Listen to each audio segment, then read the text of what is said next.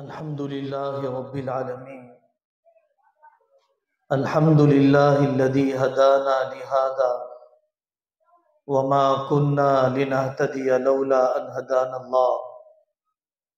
اللهم صل على محمد وعلى آل محمد وبارك وسلم. یہاں پر عالم بننے والے بچوں کے ماں باپ اور ان کو محبت کی نگاہ سے دیکھنے والے دوست اور احباب جمع ہوئے ہیں. ایسے موقع پر بہت سی ضروری باتیں ہیں جو ہمیں حضرت مولانا عبدالقوی صاحب دامت برکاتہم سے سننا ہے. تھوڑی دیر میں حضرت تشریف لائیں گے. جو باتیں مجھے عرض کرنا اور کہنا ہے آپ حضرات سے، اولاد کی تربیت اس زمانے میں بہت بڑا چیلنج بن چکی ہے. گزشتہ زمانے کی طرح یہ زمانہ اتنا سادہ سیدھا نہیں ہے.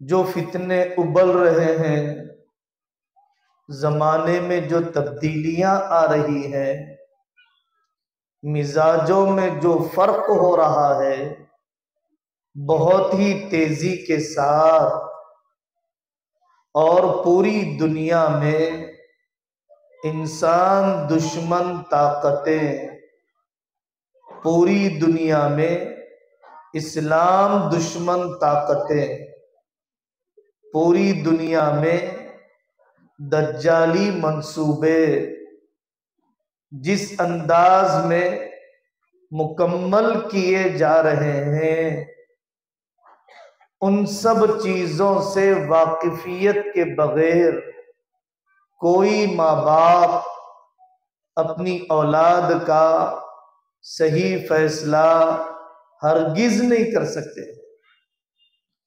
نہ ہمیں قرآنی تعلیمات کا پورا اندازہ ہے، نہ حضرت رسول اللہ صلی اللہ علیہ وسلم کے ارشادات سے پوری واقفیت اور شعور ہے. اور ملک میں جو تبدیلیاں آ رہی ہے، سماج میں جو تقاضے پیدا ہو رہے ہیں، اگر ہمیں اس کا پورا اندازہ نہیں ہے، ہم تربیت نہیں کر سکتے ہیں، ہم ناکام ہو جائیں گے. 20 سال پہلے کا زمانہ، 20 سال پہلے کی ذہنیت بہت ہی الگ تھی، اور موجودہ 20 سال کے بعد کی ذہنیت بالکل الگ ہے. اس لیے ہماری ماؤں کو چاہیے کہ کسی اللہ والے سے مشورہ کریں. کامیاب انسانوں سے مشورہ کیجئے نا.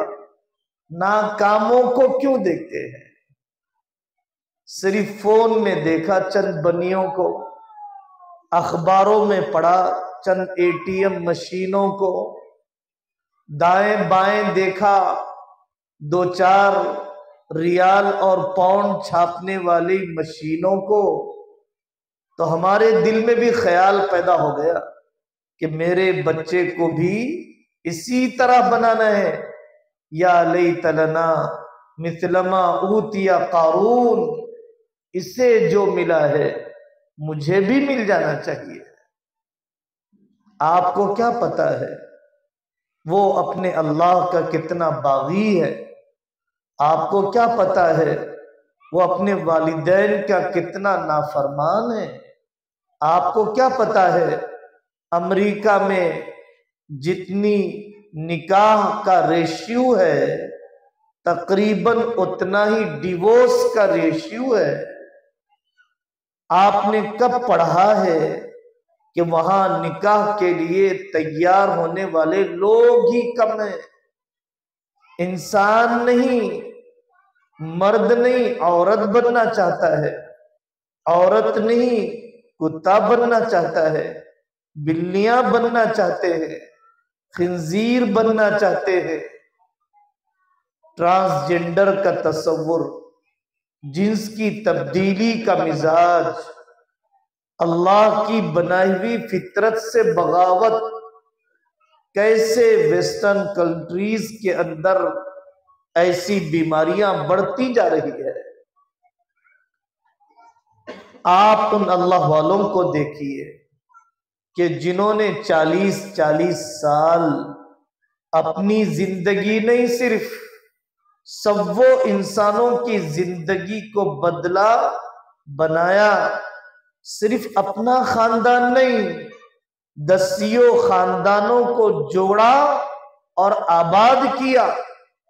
آپ ان اللہ والوں کی زندگی کو جو ابھی زندہ ہیں یا جن کا انتقال ہو چکا ہے، آپ ان کو پڑھیے جنہوں نے صرف ایک محلہ، ایک گلی، ایک شہر، ایک صوبہ اور اسٹیٹ نہیں، انہوں نے ملک میں انقلاب برپا کیا، شہروں کے دھارے کو بدلا، اپنے ماں باپ کو صرف نہیں امت کو سنبھالا،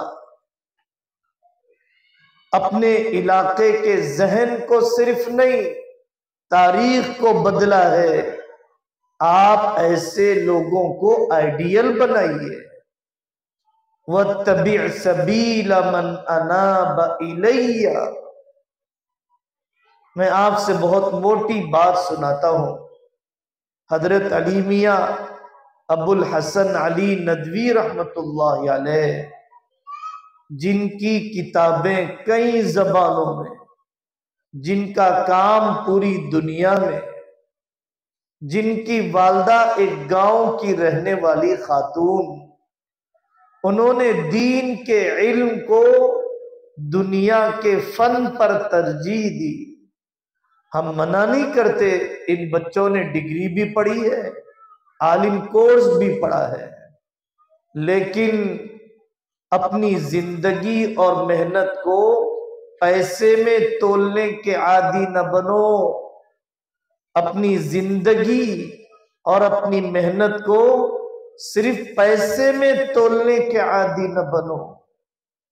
آپ کی قیمت چند ڈالر نہیں ہے، آپ کی قیمت چند ریال نہیں ہے، آپ کی قیمت کسی ملک کی سٹیزن شپ نہیں ہے۔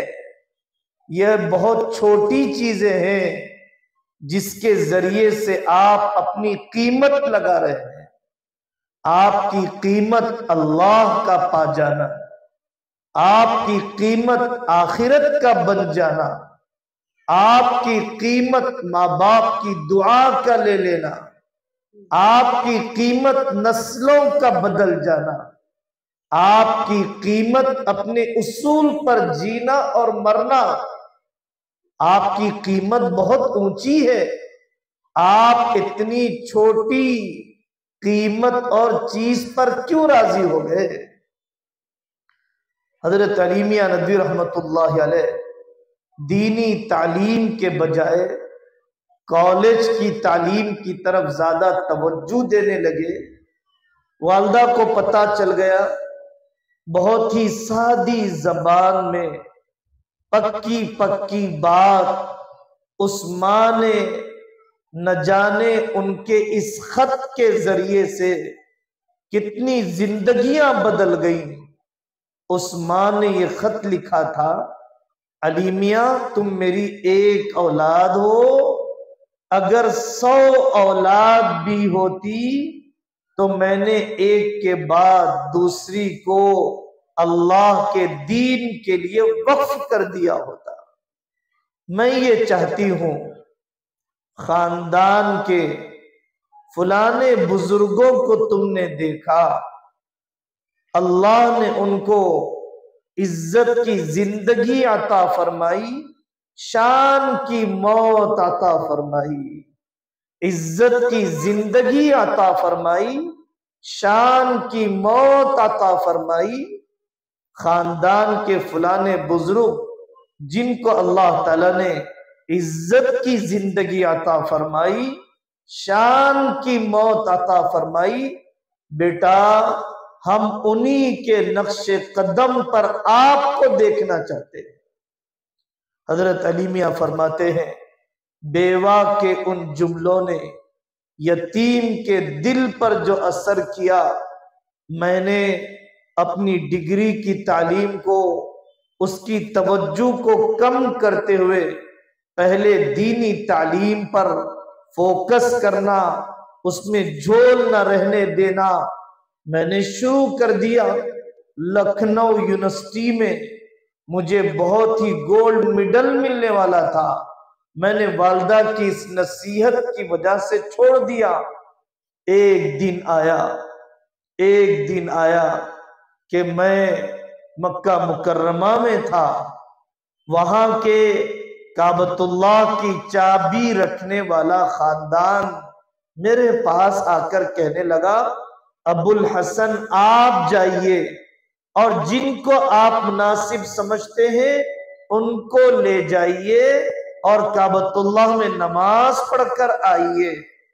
حضرت فرماتے ہیں میں نے اپنی ماں کے کہنے پر یونیورسٹی کا گولڈ میڈل چھوڑ دیا تھا، اللہ نے وہ نعمت سے مجھے نوازا کہ جس پر کئی گولڈ میڈل وار کر پھینک دیے جائے، کعبۃ اللہ کی چابی، کعبۃ اللہ میں اعزاز کے ساتھ نماز پڑھنے کا موقع، اور پھر دنیا کی کیا حیثیت، فیصل ایوارڈ دیا گیا، ریال کی بڑی مقدار حضرت نے سعودیہ میں تحفیظ قرآن کے جو حلقے، قرآن کے یاد کروانے کے جو ادارے کام کر رہے تھے ان کے حوالے کر دیا، یہ رقم وہاں پر خرچ کر دی جائے۔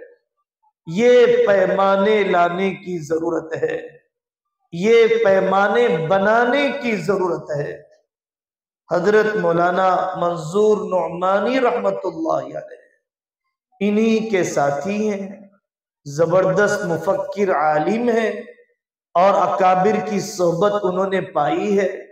سنبھل کے علاقے میں رہنے والے تھے، اس زمانے میں انگریز کلیکٹر تھا، اس نے حضرت مولانا منظور نعمانی رحمت اللہ علیہ کے والد سے کہا تھا کہ بیٹا، والد سے کہا تھا کہ آپ اپنے بیٹے کو فلانا کورس کرا دیجئے، میں اپنی کلیکٹری کے ذریعے سے فلانا عہدہ بچے کو دلا سکتا ہوں، آپ سادہ سیدھا کورس کروا دیجئے۔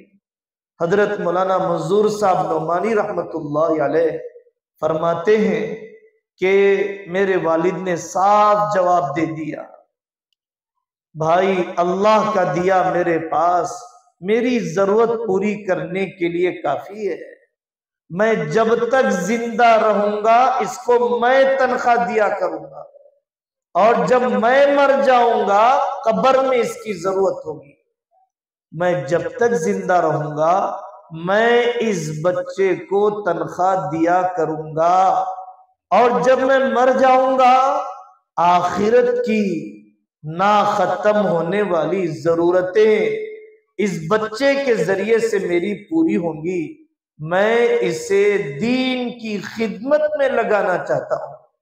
حضرت مولانا منظور صاحب نعمانی رحمت اللہ علیہ تحدیث نعمت کے طور پر ہم جیسوں کی سطح کی رعایت کرتے ہوئے یہ فرمایا کرتے تھے کہ اللہ کا احسان ہے، کار اور ہوائی جہاز سے کم میں نہیں بٹھاتا ہے، مالک تو ایک سائیکل کا بھی نہیں ہو لیکن وہ ہوائی جہاز اور کار سے کم میں نہیں بٹھاتا ہے، بادشاہوں کو للکارا ہے، عالم عرب کے فتنوں کو تھاما ہے، بڑی بڑی تحریکوں کی زبان بن گئے یہ اکابر، جب ان کے ماں باپ نے اتنی اونچی بنیادوں پر اٹھایا ہے۔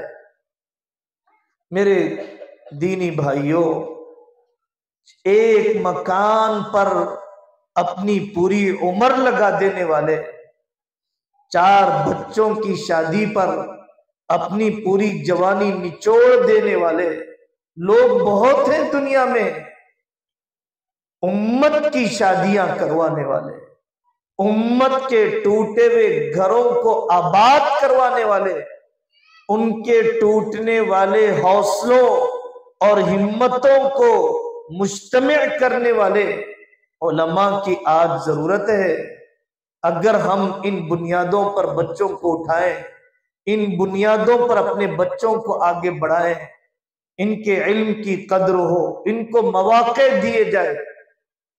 نظام آباد حاضری ہوتی ہے، ایک حافظ قرآن لڑکا ہے، انتہائی شریر تھا، اپنے پڑھنے کے زمانے میں وہ مدرسے سے بھاگ کے آ جاتا، ان کی والدہ نہ ڈانٹ ڈپٹ کرتی نہ مار پیٹ کرتی۔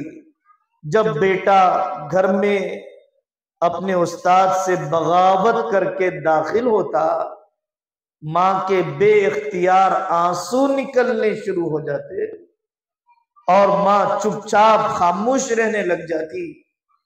بچہ کہتا ہے بس انہی آنسوؤں نے مجھے حافظ قرآن بنا دیا ہے، مجھ سے دیکھا نہیں جاتا تھا اپنی ماں کے آنسو، اور میری والدہ نے طے کر دیا تھا کہ مجھے تم سے دنیا کموانی نہیں ہے۔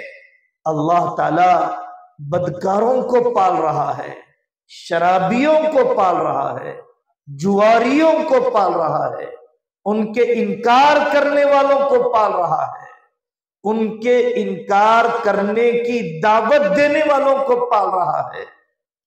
جو ہاتھیوں کو پالتے ہوئے نہ تھکا، سمندر کی مچھلیوں کو 2 روزیاں دیتے ہوئے نہیں تھکا، کیا مجھے 2 روٹی دیتے ہوئے تھک جائے گا؟ جنگل کے درندوں کی غذا زیادہ ہے یا میری غذا زیادہ ہے؟ روزی کے غم میں ایمان کا سودا نہیں، روزی کے غم میں اپنے اصول کا سودا نہیں، روزی کے غم میں اپنے ماں باپ کی خدمت سے محرومی نہیں۔ مدینہ منورہ میں آج بھی ایک عالم دین ہے، ملاقات ہے ان سے بہت پرانی، ان کی والدہ ڈائلسس پر تھی اور یہ اپنے پیشے اور پروفیشن سے ڈاکٹر ہیں۔ والدہ کے ڈائلسس کا زمانہ، ہماری صورتحال تو عجیب بن چکی ہے، پوش ایریے، اولڈ ایج ہوم ہے، گھر نہیں ہے، اولڈ ایج ہوم ہے جہاں پر بوڑھا اور بوڑھی اپنی زندگی کے بچے کچے دن گزارتے ہیں۔ ایسے واقعات اس شہر حیدرآباد میں 17 سال سے ان گناہگار آنکھوں نے کتنے دیکھے ہیں۔ ماں سسک رہی ہے، بیٹا امریکہ سے فون کرتا ہے میرے امی کو دواخانہ لے جاؤ، باپ کی آخری سانس نکل رہی ہے، بیٹا قطر سے فون کرتا ہے مولوی صاحب میرے ابا پر سورہ یاسین تو پڑھ دو۔ ظالم عثمانیہ میں علاج کروا دیتا، لیکن قدموں کے پاس بیٹھ کر والد کی آخری ملاقات کے وقت موجود رہتا۔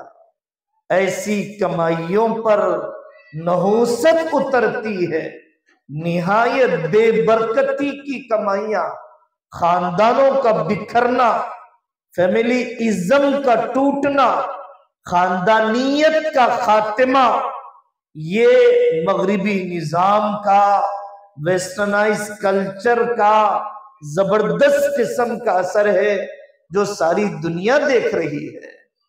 جو بائیڈن سے آپ بہتر ہیں، بل گیٹس سے آپ بہتر ہیں، جو آپ اپنے 4 بچوں کے ساتھ، اپنے ماں باپ کے ساتھ، اپنی بہو داماد کے ساتھ 2-4 دن میں بیٹھ جاتے ہیں، مہینے 2 مہینے میں بیٹھ جاتے ہیں، عیدوں کے مواقع پر بیٹھ جاتے ہیں، کیسے اللہ تبارک و تعالیٰ نے محبتیں دی ہیں ان لوگوں کے مقابلے میں جنہیں اپنے باپ کا پتہ نہیں، جنہیں اپنے دادا کا پتہ نہیں، جنہیں اپنی نانی کا پتہ نہیں، जिन्हें फूफी खाला के रिश्तों का तारुफ नहीं, जिन्हें पोते नवासों की तरबियत का गम नहीं, वो कैसे महरूम खानदान है कि जिनको ऐसी दादियां नजर नहीं आई जो दादियां सजदों में तड़पा करती थी।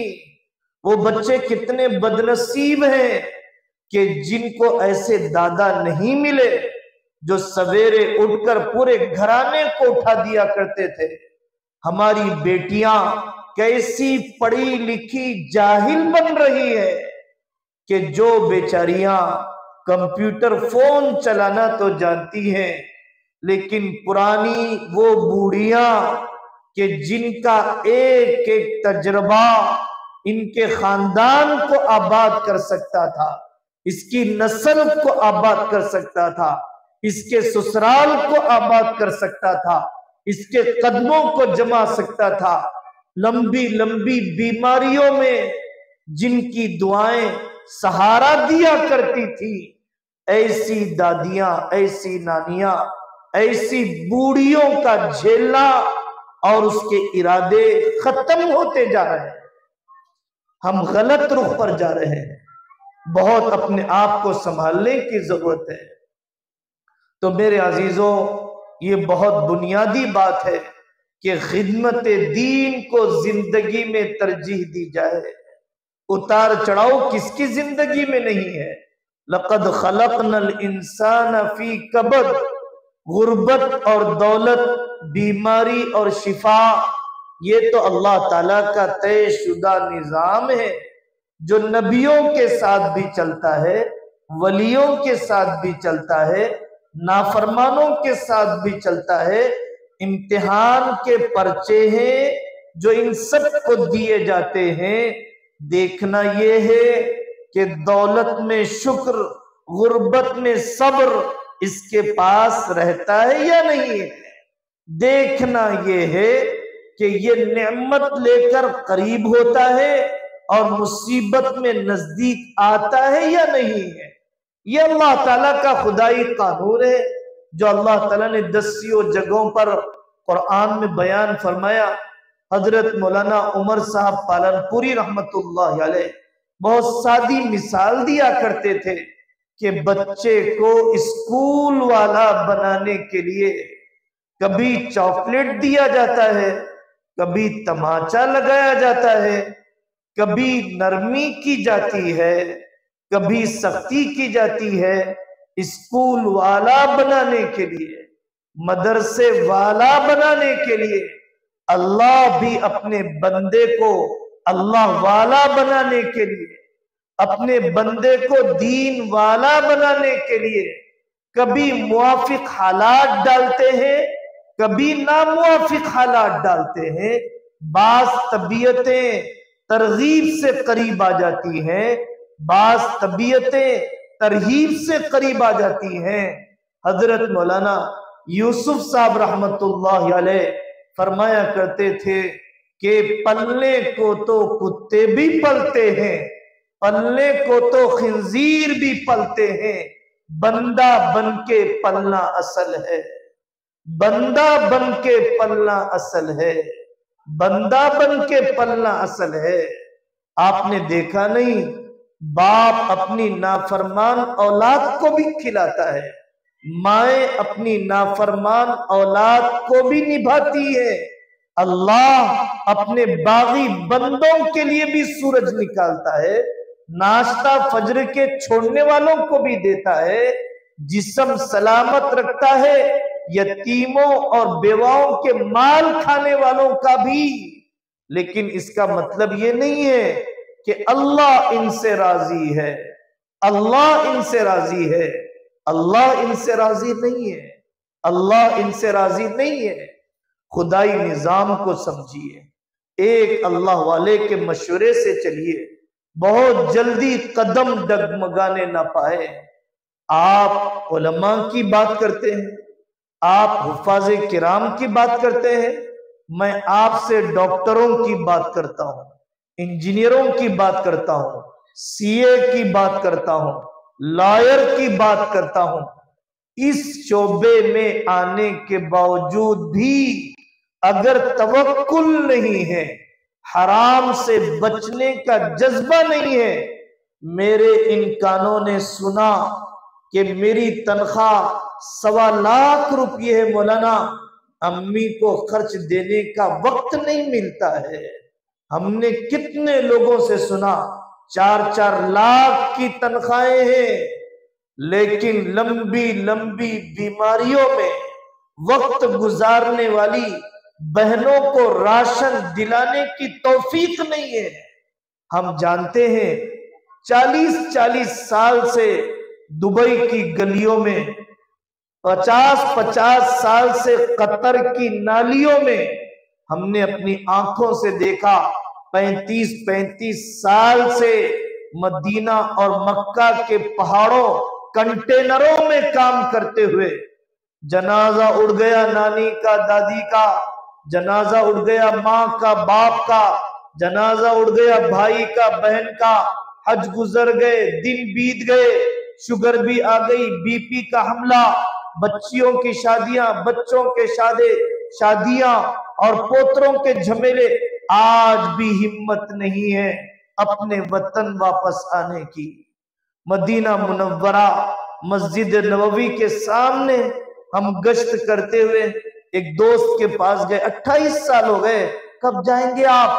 نہیں، میری اولاد کہتی ہے ابو جی آپ آ جائیں گے تو اسٹیٹس مینٹین نہیں ہو پائے گا، آپ آئیں گے ہماری معیار زندگی باقی نہیں رہ پائے گی، آپ آئیں گے تو ہماری ناک چڑھ جائے گی، آپ باہر رہتے ہیں، ہماری شادی کیسے ہو سکتی ہے، ہمارے کپڑے کم معیاری کیسے ہو سکتے ہیں، ہمارے فون سستے کیسے رہ سکتے ہیں۔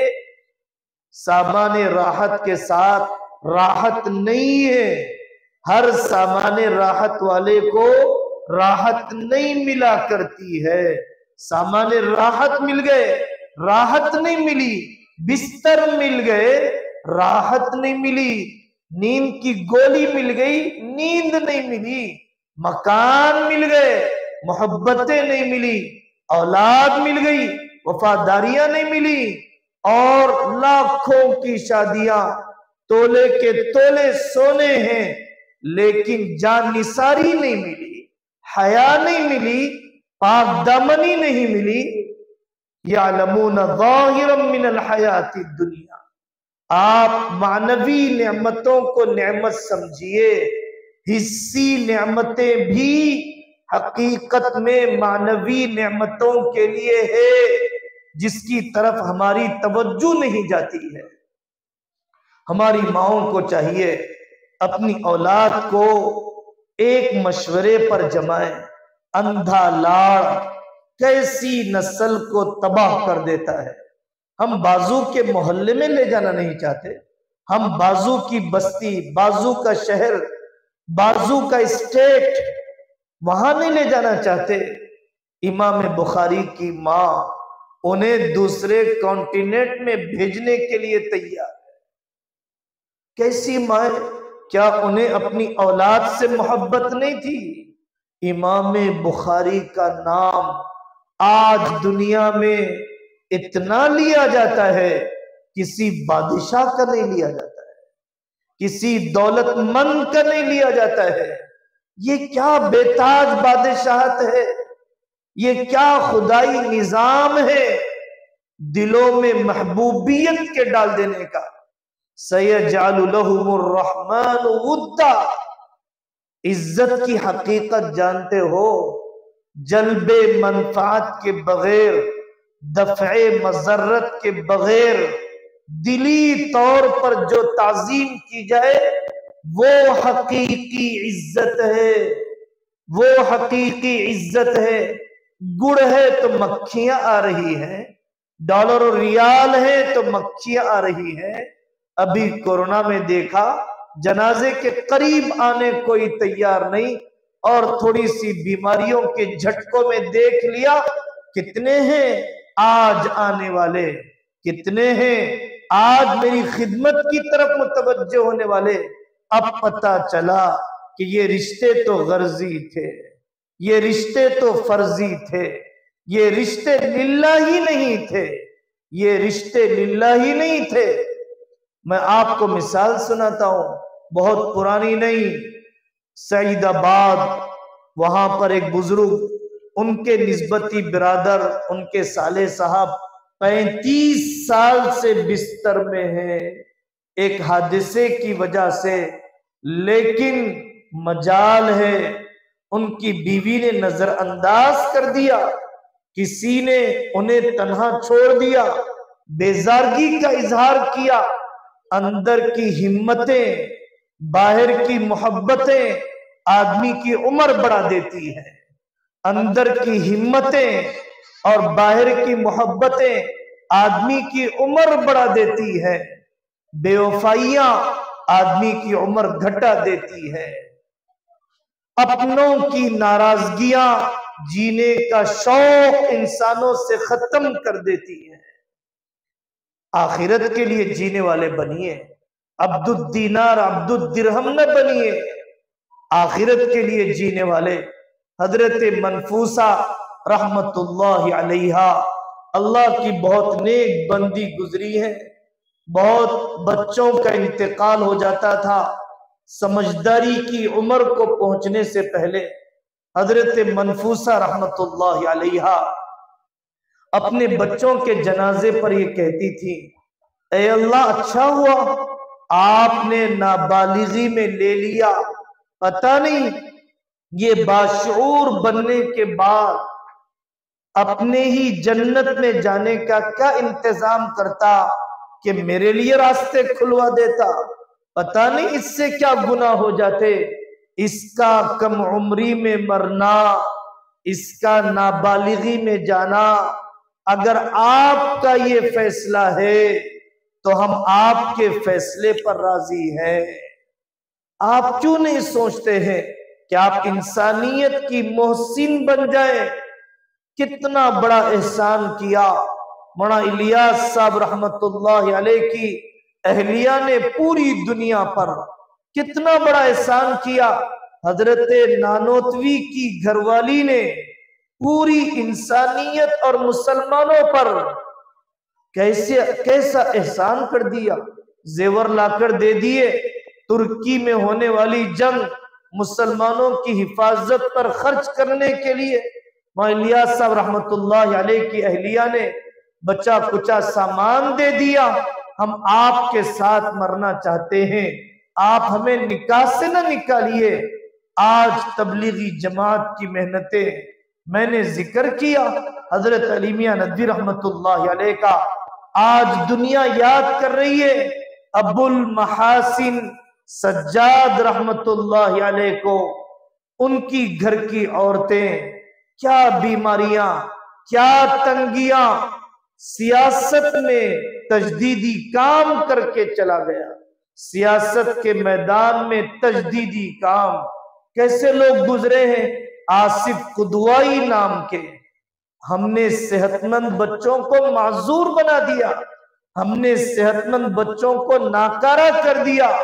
وہ کیسی بلند حوصلہ مائیں تھی اور بلند عزیمت باپ تھے کہ جنہوں نے معذور بچوں کو صحت مندوں سے آگے کر دیا، معذور بچوں کو صحت مندوں سے آگے کر دیا۔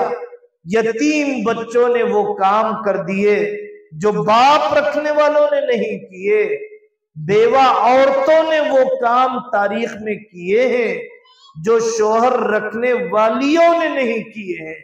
فاقوں میں امام شافعی نے وہ کام کیا ہے جو 4 وقت 5 وقت کھانے اور کھلانے والی نسل نے نہیں کیا ہے۔ آپ اپنی نسل کو چھوٹے مقاصد پر جینے پہ مت ڈالیے۔ میں نے جو نام ذکر کیے ہیں، وَاتَّبِعْ سَبِيلَ مَنْ أَنَابَ إِلَيَّ، منیبین کے راستے پر، کامیاب انسانوں کے راستے پر۔ صرف 2 پیسے 2 پیسے 2 پیسے کسی بھی حال میں، چاہے نمازیں چھوٹ جائیں، چاہے شراب بانٹنا پڑے، چاہے خنزیر کے ٹکڑے تقسیم کرنا پڑے۔ یہ ہمارے بچے جو یورپ جا رہے ہیں، 90%، 90%، 90%۔ آپ پوچھ لیجئے بیٹا کیا کام کرتے ہو؟ ڈبل ڈیوٹی کرتا ہوں، پیٹرول پمپ پہ کرتا ہوں، سرو کرتا ہوں ہوٹلوں میں شراب کی بوتلیں بھی، اور پہنچاتا ہوں گھروں تک خنزیر کے ٹکڑے بھی۔ آپ کو یہ کمائیاں چاہیے؟ نکاح کی تاخیر کر کے آپ کو یہ کمائیاں چاہیے؟ 19 لاکھ کا لون لے کر اللہ سے اعلان جنگ کرتے ہوئے حیدرآباد نے یہ منظر دیکھے ہیں۔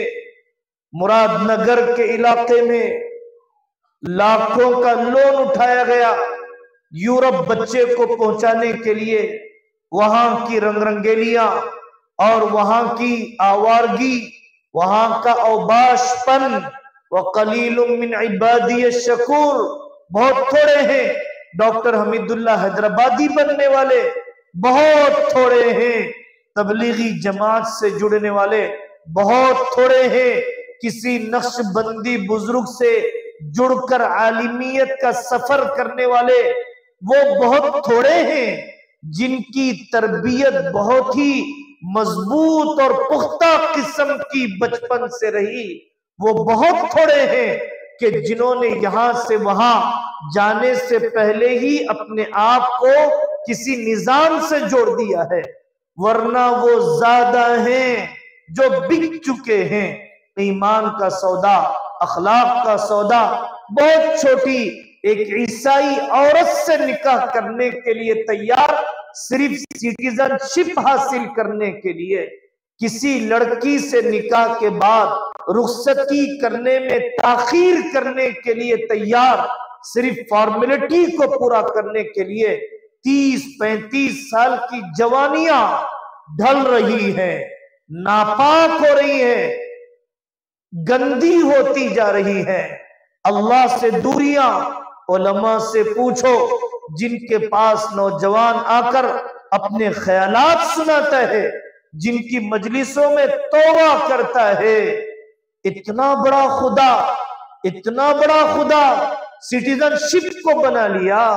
واقعی غالب کی بات یاد آتی ہے، جب غالب کے ایک شاگرد نے آ کر کہا میں جا رہا ہوں کلکتہ، میں دہلی میں رہنا نہیں چاہتا، یہاں تو کچھ انتظام نہیں ہوا، اسباب کے درجے میں کوشش بری نہیں، لیکن بہت ہی غیر معتدل، غیر شرعی، بے مشورہ جانے والا شاگرد تھا۔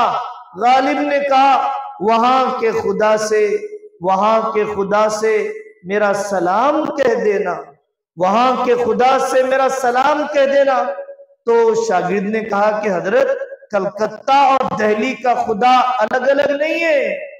تو غالب نے، جن کی اخلاقی صورتحال کوئی اچھی نہیں تھی، انہوں نے کہا کہ جب خدا ایک ہے جو تجھے وہاں روزی دے سکتا ہے، وہ تجھے کیا یہاں روزی نہیں دے سکتا ہے؟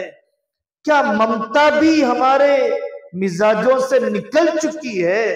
کیا شفقت پدری بھی ہماری طبیعتوں سے اکھڑ چکی ہے؟ ایک صاحب کا بچہ کریم نگر پیدا پلی کا ہمارے پاس پڑھتا ہے، تو مجھے آ کر ایک مرتبہ سنانے لگے، مولانا میری والدہ نے مجھ سے بارہا کہا کہ بیٹا گاؤں چھوڑ کے نہ جا، روزانہ تو مجھے دکھنا چاہیے، میں سوکھی روٹی کھا لوں گی، میں تجھے شہر بھی جانے کی اجازت نہیں دے سکتی۔ یہ ایک اپنائیت ہے، یہ ایک رشتوں کا جوڑ ہے، یہ ایک تربیت کا انداز ہے، وہ سب کچھ نہیں ہے جس کے لیے آپ بہت کچھ چھوڑ کے جا رہے ہیں۔ آپ تعلیمی سلسلہ آگے بڑھانے کا موقع دیجئے، عالم کورس بھی کروائیے، پی ایچ ڈی بھی کروائیے، اوپن ایجوکیشن کے ساتھ کئی نظام ہیں، عالمیت کے ساتھ انجینئرنگ کا نظام ہے، عالمیت کے ساتھ ایم بی اے کا نظام ہے، عالمیت کے ساتھ ڈگری کا نظام ہے، یہ بہت سارے عصری علوم کی شمولیت والے۔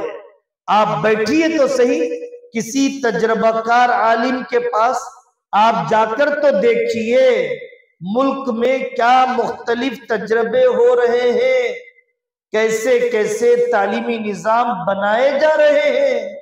کیا آپ کو جتنی فکر مندی ہے علماء کو اتنی فکر مندی نہیں ہے؟ آپ نے 2-4 اخبارات دیکھے ہیں جنہوں نے پورے عالم اور ملک کا نظام تعلیم دیکھا، کیا انہیں زمانے کے تقاضوں کا پتہ نہیں ہے؟ آپ ان کے تجربات سے فائدہ اٹھائیے۔ رمضان مبارک کی آمد ہے، چند ہی دن باقی رہ گئے، منصوبے بننا چاہیے۔ رمضان کو بہتر کرنے کے 6 مہینے پہلے سے استقبال کیا جاتا، 6 مہینے تک استغفار کیا جاتا۔ رمضان کے صحیح حق ادا نہ کرنے پر ابھی سے سوچنا چاہیے۔ راشن کی خریداری، کپڑے اتنی ضروری ہے، ابھی فارغ ہو جائیے، لیکن رمضان عبادت کے لیے، رمضان دعوت کے لیے، رمضان خدمت کے لیے، رمضان صلہ رحمی کے لیے آپ کو یاد رکھنا چاہیے۔ غزہ کا مسئلہ پھیکا نہ پڑ جائے، فلسطین کا موضوع ہلکا نہ بن جائے۔ ہمارے روزے تو اب شروع ہوں گے، جن کے روزے 200 دن سے چل رہے ہیں، ہمارے روزے تو 14 گھنٹے کے ہیں، ہمارے روزے 18 گھنٹے کے ہیں۔ جو بھائی اور ہماری بہنیں 200 دن سے ایک کھجور پر گزارا، صرف ویڈیو فارورڈ کرنے پر ہی ہم جی لیں گے، صرف ہمدردی کے 2 بول بولنے پر ہی ہم رک جائیں گے۔ قابل رحم وہ نہیں ہے، وہ تو قابل رشک ہے۔ ملبوں میں رہ کر بھی بے پردہ ہوتی نہیں ہیں ان کی عورتیں، بموں میں پس کر بھی جن کے بچے اپنے سطر کو کھلنے دینا نہیں چاہتے، چادر اوڑھ کر سوتے ہیں یہ کہتے ہوئے کہ بم اگر گر جائیں ہمارا سطر نہ کھل جائے۔ وہ قابل رحم نہیں ہے۔ میرا بیٹا قابل رحم ہے جس کو فجر نصیب نہیں ہے، میری ماں قابل رحم ہے جسے اتنے وقت کی چائے پیتے ہوئے بھی تلاوت کی دولت نصیب نہیں ہے۔ وہ تو قابل رشک ہے کہ جو ماں، جو بہن اپنے شوہر کے جنازے پر، اپنے بیٹوں کے جنازے پر ٹوٹے پھوٹے خیموں میں بھی امید کے زمانے میں ایک بیٹھک میں قرآن پورا کر دیتی ہے، شکایت کا کوئی بول اس کی زبان پر نہیں آتا ہے، اللہ سے ناراضگی کا کوئی بول نہیں آتا ہے۔ قابل رحم میری نسل ہے جو کو ایجوکیشن میں رہتی ہے، میری نسل ہے جو غیر مردوں سے نکاح کرتی ہے، میری نسل ہے جو 0 EMI پر، فائنانس پر، لون پر جیتی ہے۔ وہ تو قابل رشک ہیں، قابل رشک ہیں۔ 4 سال کا بچہ، 3 سال کا بچہ تھیلی میں پتے چھپا کر لے جاتا ہے، اور جب اس سے صحافی جرنلسٹ پوچھتا ہے کیا لے جا رہے ہو؟ بھوک لگی ہے تمہیں؟ بھوک لگی ہے تمہیں؟ ہاں بھوک لگی ہے۔ کیا لے جا رہے ہو؟ کھانا لے جا رہے ہو؟ ہاں کھانا لے جا رہا ہوں۔ جب جرنلسٹ نے تھیلی کو کھولا، کھانا نہیں ہے، پتے ہیں پتے۔ وہ 4 سال کا بچہ اسرائیلی سے بھیک مانگنے تیار نہیں ہے، وہ 4 سال کا بچہ اللہ سے شکایت کا بول بولنے کے لیے تیار نہیں ہے۔ ہم قابل رحم ہیں جن کا مال مدرسوں کے لیے قبول نہ ہوا، قرآن کے لیے قبول نہ ہوا، مکتب کے لیے قبول نہ ہوا، اپنے اسکول قائم کرنے کے لیے قبول نہ ہوا، پورا سطر چھپانے والا لباس پہنانے کے لیے قبول نہیں ہوا۔ ہم قابل رحم ہیں، وہ تو اتنے قابل رشک ہیں اس موضوع پر بھی کہ انہوں نے اپنی آئندہ کی نسلوں کو تیار کر رکھا۔ اسرائیل تنہا پڑ گیا، امریکہ نے چھوڑ دیا اسے، دنیا کی طاقت حیران، دنیا کا سب سے پہلا مقدمہ کہ جس کی شنوائی کئی ملک حصہ لینے کے ساتھ کر رہے ہیں، اور دنیا میں بیت المقدس کی عظمتیں، شہیدوں کی لاشیں اڑ گئی، لیکن زندگی کی چنگاری جلا کر گئی ہے۔ پوری کی پوری امت کی روح کے اندر واقعی بچوں کی لاشیں بہت ہی بے سر و سامانی کے عالم میں اٹھائی گئی ہے، لیکن ہماری لاشوں کو زندگی دے کر گئی، ہماری حمیت کو جگا کر گئی، ہماری غیرت کو جگا کر گئی ہے۔ یہ رمضان مبارک ہمیں چاہیے کہ بہت ہی منصوبہ بندی کے ساتھ اب تو اعتکاف کی نیت کیجئے، اب تو قرآن کی تکمیل کیجئے، اب تو تفسیر کا شوق پیدا کیجئے۔ ایک آیت کی تفسیر بھی روز پڑھا ہوتا، بڑھاپے تک تفسیر مکمل ہو جاتی۔ یہ کیسی بدنصیبی ہے کہ میرے اللہ نے میرے لیے کیا پیغام بھیجا، میں اس پیغام سے واقف نہیں ہوں۔ زکوٰۃ کے مسائل کو معلوم کیجئے، اپنے ددیال ننیال کے علاقے میں مکاتب کو قائم کیجئے، ملک میں بدلنے والے حالات سے واقفیت رکھیے، ڈاکومنٹس بنائیے، آپ تماشائی بن کے نہ رہیے۔ ہلدوانی میں کیا ہوا، اتراکھنڈ میں کیا ہوا، آسام میں کیا ہوا، جو تماشائی بنتا ہے اس کا بھی تماشا ہوتا ہے۔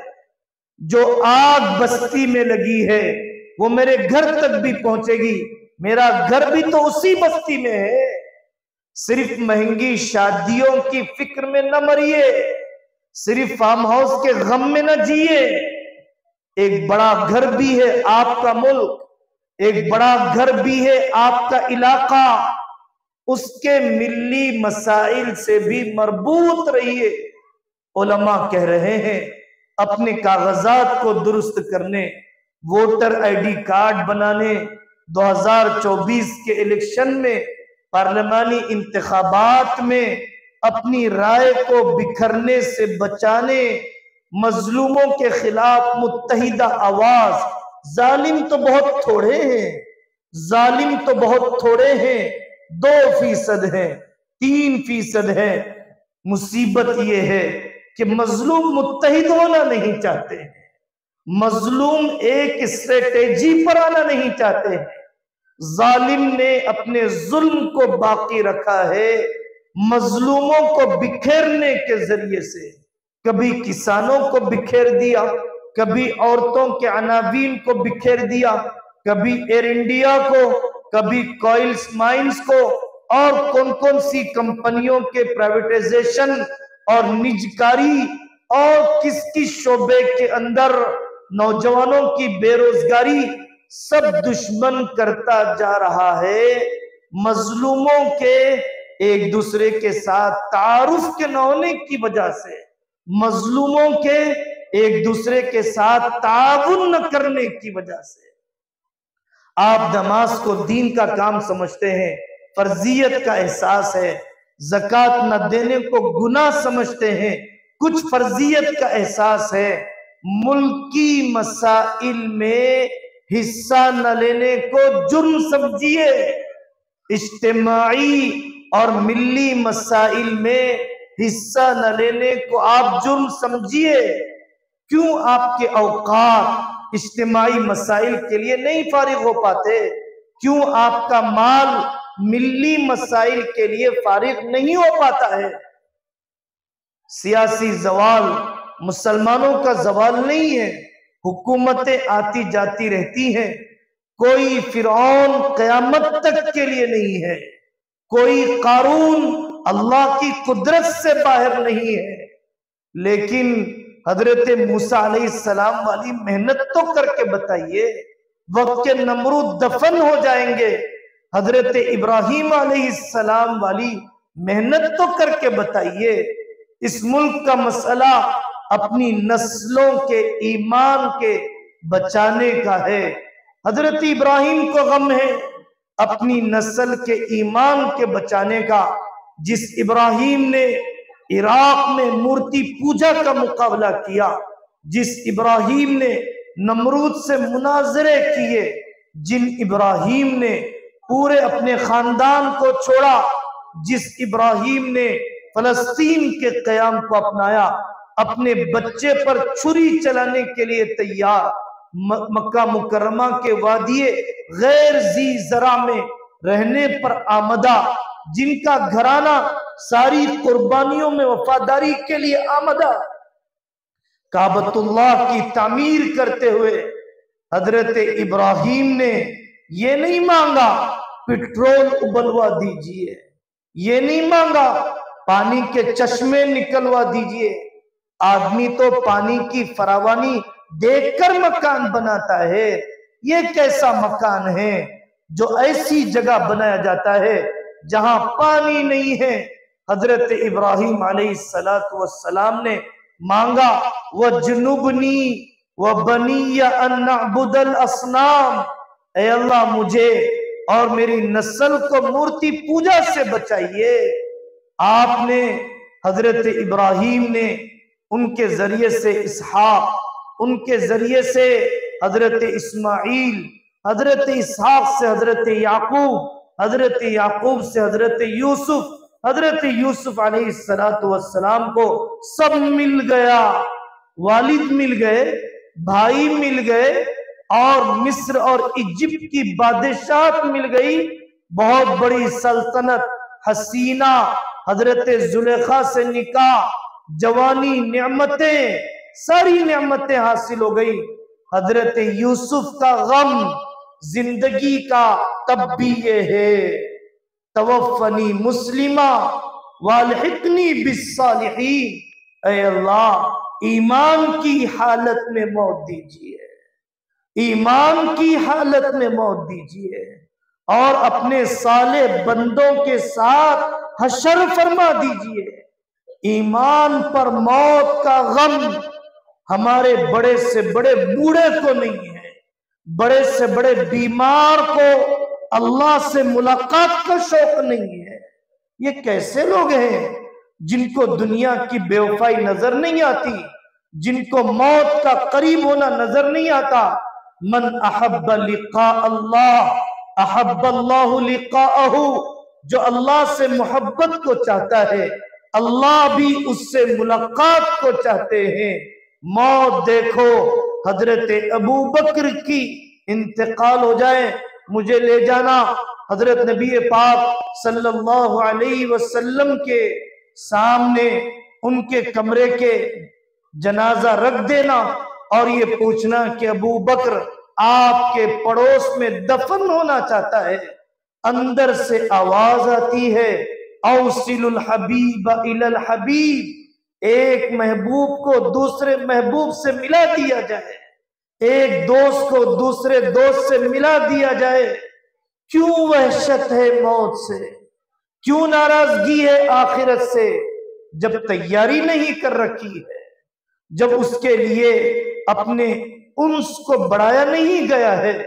ہمارے لیے موقع ہے رشتوں کے جوڑنے کا، رمضان کا موقع، شب برات کا موقع، مٹھائیاں بن جاتی ہیں، سویاں تیار ہو جاتے ہیں، نئے کپڑے آ جاتے ہیں، گھر دھل جاتے ہیں، رنگ روغن ہو جاتا ہے، رشتے نہیں جڑتے ہیں، نفرتیں نہیں دھلتی ہیں، روح تازہ نہیں ہوتی ہے، ناراضگیاں باقی ہیں بہنوں سے، دوریاں باقی ہیں بھائیوں سے۔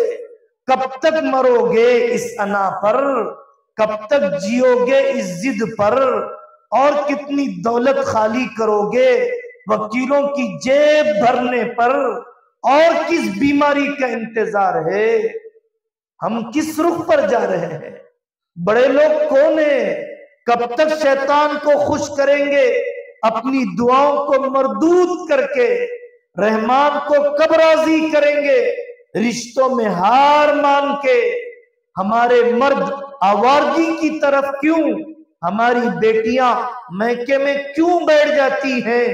کیوں بے پردہ کر دیا آپ نے ان بے ایمان ججوں کے سامنے؟ کبھی تو معاشرت کا سبق دیجئے۔ اکابر کے واقعات معاف کرنے کے، حضرت حسن حضرت محمد بن حنفیہ سوتیلے بھائی انبن ہو گئی. آگے بڑھنے والا عزت والا ہے، چھوٹا بننے والا عزت والا ہے، ہار ماننے والا جیتنے والا ہے. آج تک جیت کے کیا کر لیا، اب ہار مان کے دیکھ لو. معاف کر دیا. رسول اللہ صلی اللہ علیہ وسلم نے امی جان حضرت عائشہ رضی اللہ عنہ پر بدکاری کے الزام لگانے والوں کو معاف کر دیا. ان کی بیٹیوں کو طلاق دلوانے والوں کو ایک ایک صدمہ ہم جھیل نہیں سکتے ہیں، ایک ایک غم ہم نہیں اٹھا سکتے ہیں. حبار ابن اسود نے سب سے بڑی بیٹی کو زمین پر گرا دیا. اسی زخم میں حضرت زینب رضی اللہ عنہ کا انتقال ہو گیا.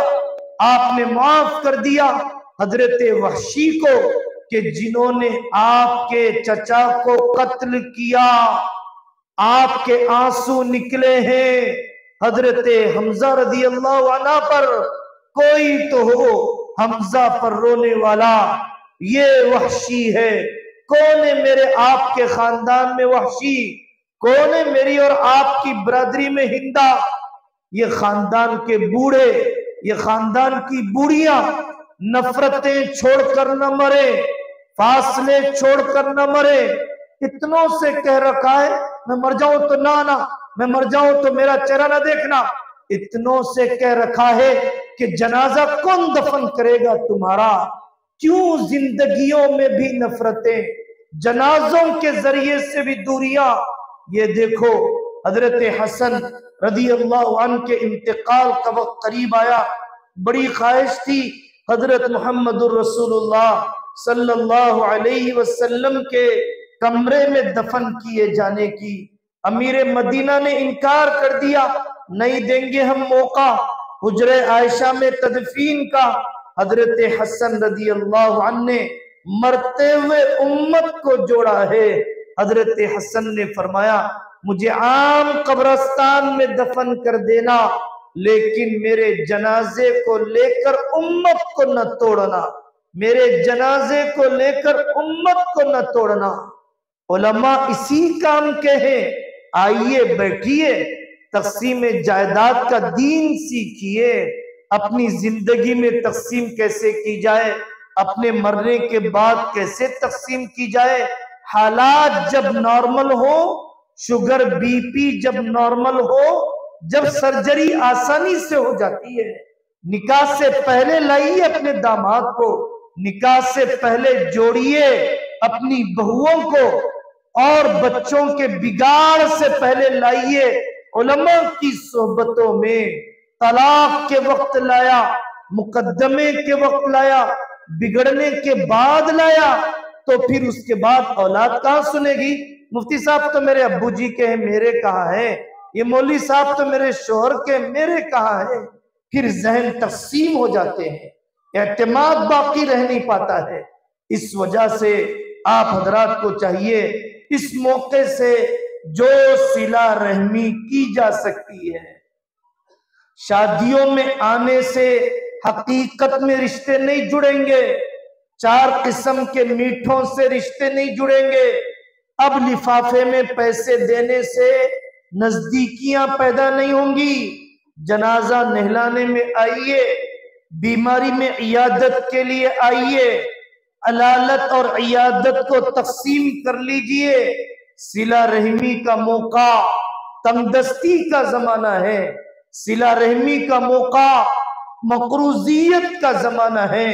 صلہ رحمی کا موقع جب ہے کہ آپ بیماری میں اٹلی ہی لا کر دیجئے، شادی میں 500,000 کا لفافہ نہ دیجئے. وہاں تو رواج کی تکمیل ہو جائے گی، وہاں تو رسم کا نیوتا مل جائے گا، لیکن دل یہاں جڑ جائیں گے، دعا یہاں مل جائے گی. کچھ ہی دن پہلے مدراس کے علاقے میں ایک بڑے عالم دین کی والدہ کی موت کا وقت قریب آیا. لوگ اپنی بیٹیوں کو تو بہت یاد رکھتے ہیں، اپنے بیٹوں کو بھی بہت یاد رکھتے ہیں. عثمان انتقال سے پہلے شریعت میں وصیت کرنے کی اجازت ہے، 1/3 کی وصیت کی اجازت ہے۔ اس ماں نے 1/3 سونے کی وصیت اپنی بہوؤں کے لیے کی ہے۔ میری بیٹیوں کو تو میراث ملے گی ہی، میرے بیٹوں کو تو میراث کا حصہ ملے گا ہی، لیکن میری بہوؤں نے بھی تو خدمت کی ہے، انہوں نے بھی تو مجھے راحت پہنچایا ہے، اس لیے میں ان کے لیے اتنے سونے کی وصیت کرتی ہوں، اتنے تولے کی میں وصیت کرتی ہوں۔ کتنے رشتوں میں محبت کا رنگ بھر گیا ہوگا شریعت کی اس تدبیر کی وجہ سے، اسلام کی اس حکمت عملی پر چلنے کی وجہ سے۔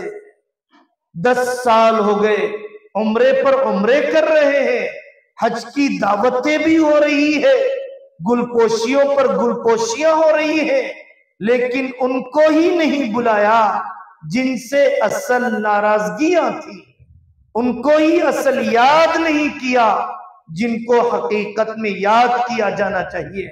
تو یہ بہت بہترین موقع ہے صلہ رحمی کا، شب قدر، رمضان، مقبول دعاؤں کو سب کو آسمان تک پہنچانے کے لیے اللہ تبارک و تعالی ہم سب کو عمل کرنے کی توفیق عطا فرمائے۔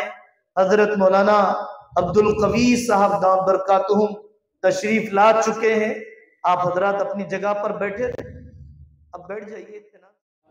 وَإِذِ اعْتَزَلْتُمُوهُمْ وَمَا يَعْبُدُونَ إِلَّا اللَّهَ فَأْوُوا إِلَى الْكَهْفِ يَنشُرْ لَكُمْ رَبُّكُمْ مِنْ رَحْمَتِهِ وَيُهَيِّئْ لَكُمْ مِنْ أَمْرِكُمْ مِرْفَقًا۔